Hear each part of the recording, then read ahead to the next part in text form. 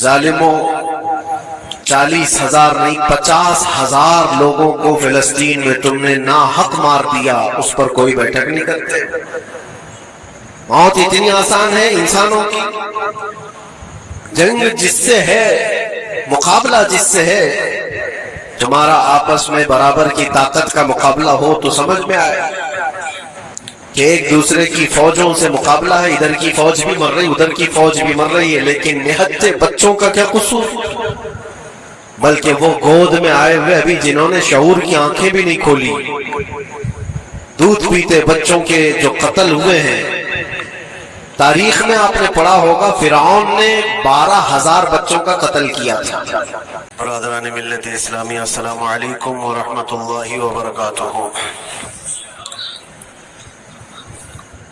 الحمد للہ الحنان المنان الذي خلق الإنسان وعلمه البيان، والصلاة والسلام على رسوله سيد الإنس والجان وعلى آله وأصحابه ذوي الخير والإحسان، أما بعد فأعوذ بالله من الشيطان الرجيم، بسم الله الرحمن الرحيم۔ وضربت عليهم الذلة والمسكنة وباءوا بغضب من الله، ذلك بأنهم كانوا يكفرون بآيات الله ويقتلون النبيين بغير حق، ذلك بما عصوا وكانوا يعتدون، صدق اللہ مولانا العظیم۔ بارگاہ رسالت مآب صلی اللہ علیہ وسلم میں درود پاک کا ہدیہ پیش کر لیں۔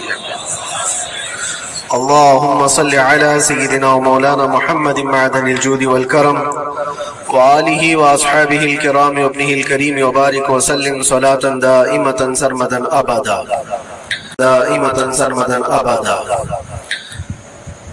اقبال نے کہا ہے ستیزہ کار رہا ہے ازل سے تا امروز، شرار بولہبی سے چراغ مصطفی۔ مطلب یہ ہے کہ شروع کے دنوں سے ہی اس کائنات میں، اس دنیا میں ایک معرکہ چلتا آ رہا ہے۔ معرکہ مطلب جنگ، مقابلہ۔ وہ کس چیز کا ہے؟ اقبال کہتا ہے ستیزہ کار رہا ہے ازل سے تا امروز، شروع سے لے کے آج تک ایک مقابلہ چلتا آ رہا ہے۔ وہ مقابلہ کس کا ہے؟ شرار بولہبی سے چراغ مصطفی کا۔ مصطفیٰ کریم صلی اللہ علیہ وسلم کی چراغ کی روشنی کا مقابلہ ابو لہب کی شرارتوں کے ساتھ۔ تو ایک تو یہ استعارہ ہے، اس سے پہلے بھی فرعون و موسیٰ کا، نمرود و ابراہیم کا علیہم السلام، یہ مقابلہ اس روئے ارضی پر چلتا رہا اور حق و باطل کے معرکے ہوتے رہے اور ہوتے بھی رہیں گے۔ فی زمانہ ہم جو حالات دیکھ رہے ہیں پوری دنیا میں، آج جنگوں کے حالات جو پیش کیے جا رہے ہیں، لوگ تو اب یہ خبریں ایسے سن رہے ہیں، کسی کے ہاں بم گرنے کی، میزائل گرنے کی، تو ایسا لگ رہا ہے جیسے بچے پٹاخے پھوڑ رہے ہیں۔ لوگ یہاں خبریں لے کر کے مزے لے لیتے ہیں، پھر فارورڈ کر دیتے ہیں۔ موت اتنی آسان ہو گئی ہے کہ اللہ کے نبی صلی اللہ علیہ وسلم نے 1400 سال پہلے یہ ارشاد فرمایا تھا کہ ایک زمانہ آئے گا کہ حرج بڑھ جائے گا۔ تو صحابہ نے پوچھا تھا یہ حرج کیا ہے؟ تو حضور اکرم صلی اللہ علیہ وسلم نے ارشاد فرمایا تھا کہ قتل بہت زیادہ ہوگا، ایک دوسرے کا قتل اتنا زیادہ ہونے لگے گا کہ لوگ اس کی پرواہ بھی نہیں کرتے۔ آج مجھے آج بتاؤ، دنیا پوری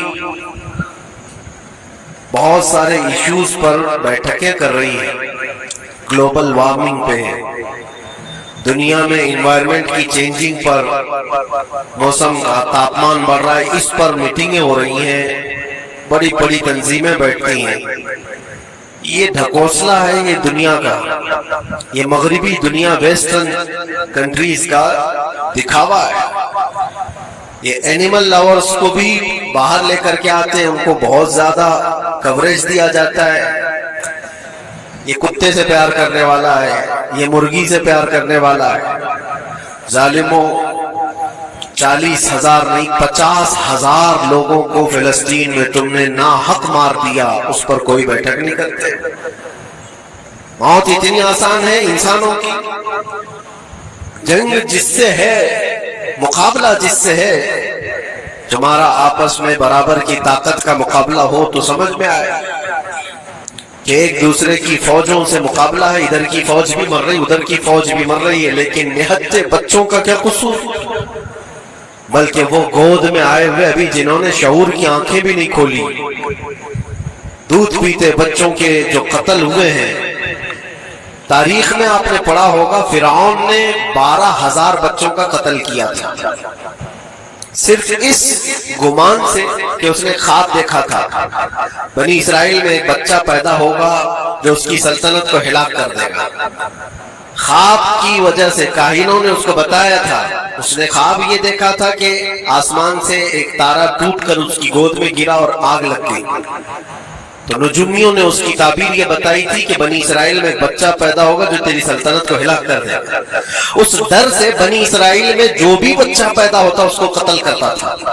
اس نے تقریباً 12,000 بچوں کو قتل کر دیا تھا، اس ڈر سے کہ وہ بچہ تو نہ پیدا ہو جائے جو میری سلطنت کو ہلاک کرنے والا ہے۔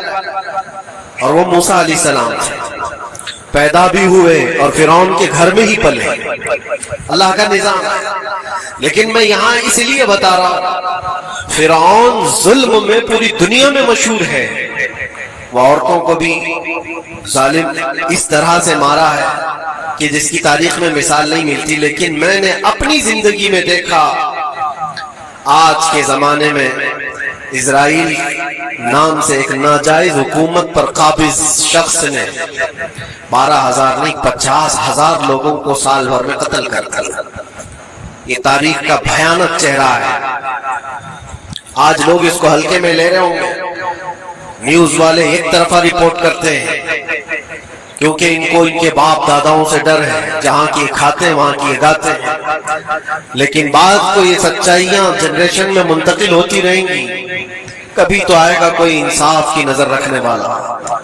اور انسانیت کا قتل کتنا بڑا قتل ہے، ایک شہر کے 50,000 لوگوں کو قتل کر دینا، اور ایسے کہ وہاں کی عمارتیں پورے راکھ کے ملبے میں چلی گئی، صدیاں لگ جاتی ہیں ایک شہر کو بسنے میں، ایک گھر کو بنانے میں آدمی کی اپنی زندگی گزر جاتی ہے، کیا کیا ارمانوں سے گھر بناتے ہیں، لیکن ایک پل میں کسی کا گھر اجاڑ دیا، اس کے سامنے تڑپتے ہوئے اس کے باپ کی لاش ہو، ماں کی لاش ہو۔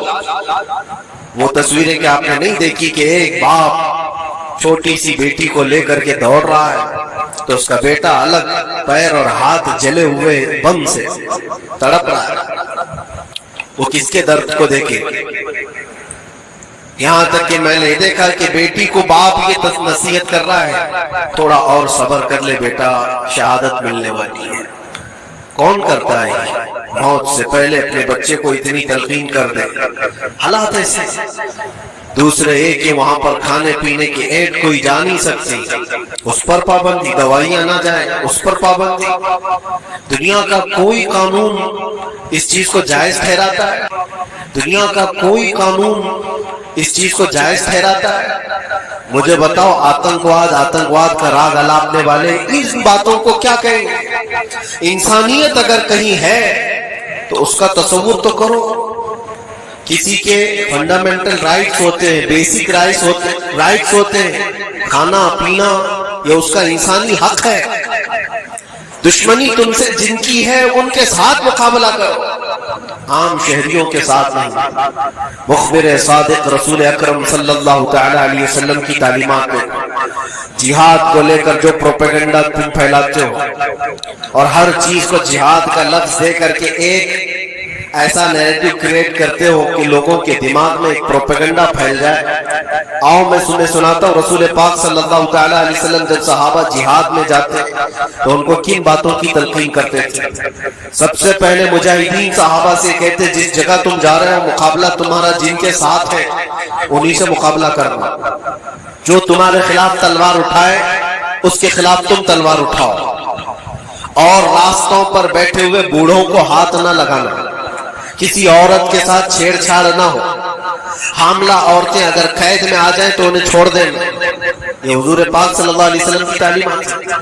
حتیٰ کہ رسول کریم صلی اللہ علیہ وسلم نے فرمایا جس شہر میں تمہارا غلبہ ہو جائے، تم غالب آ گئے وہاں کی فوج پر، تو وہاں کے رہنے والوں کے بچوں کو نہ ظلم کرنا، ان کو نہ پکڑنا۔ پھر تعلیمات میں یہ ہے وہ چاہے جس مذہب کے بھی لوگ ہیں ان کے معبدوں کو، ان کی عبادت گاہوں کو ختم نہیں کرنا، ان کی عبادت گاہوں کو توڑ پھوڑ نہ کرنا جس شہر میں تم جا رہے ہو۔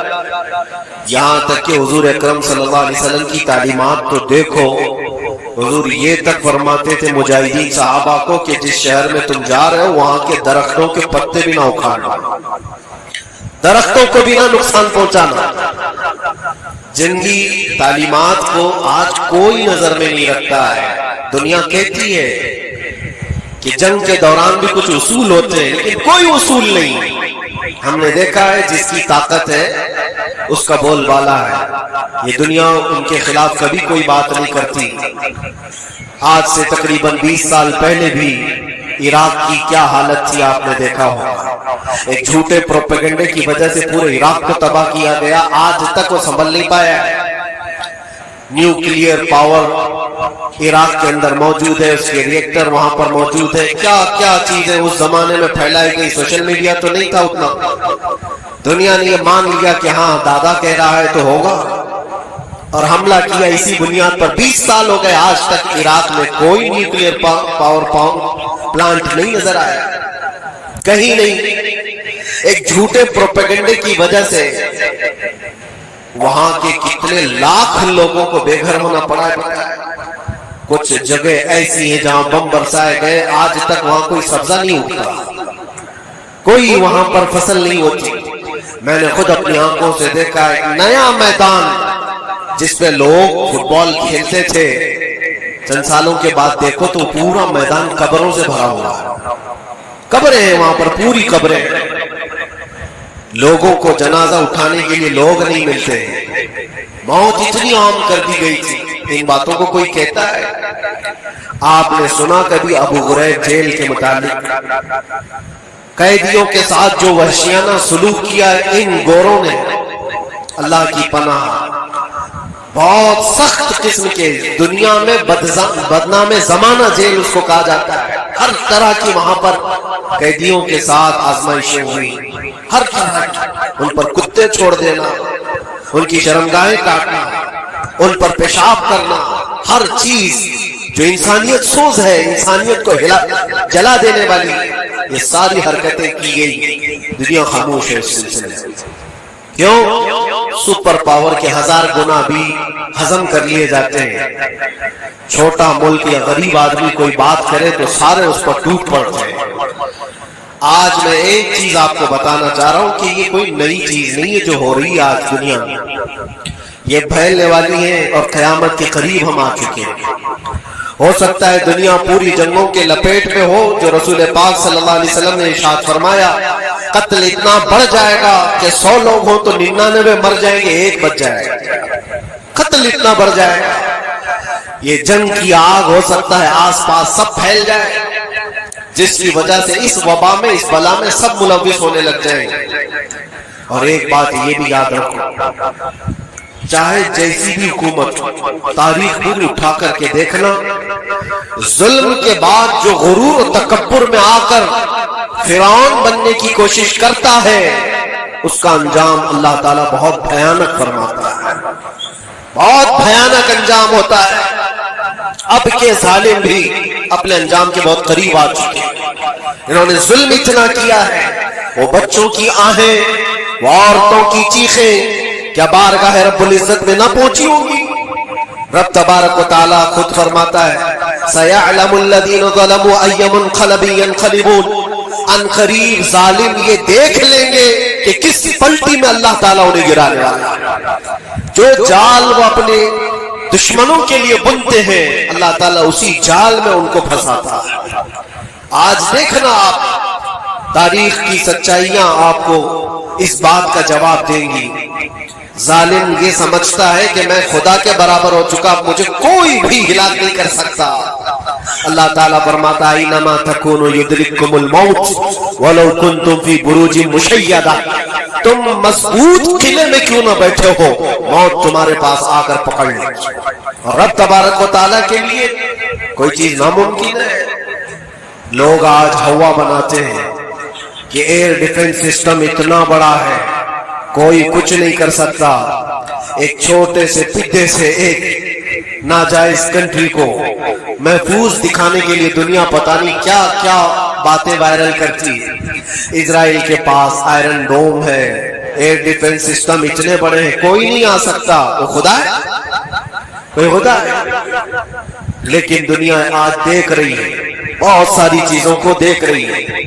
مجھے یہاں پر کسی کے سلسلے میں نہیں کہنا ہے، لیکن ایک بات کہنا ہے کہ نشہ میں چور، گھمنڈ میں چور جو بندہ ہوتا ہے، اللہ تعالیٰ کبھی اس کو مچھر سے بھی ہلاک کرتا ہے۔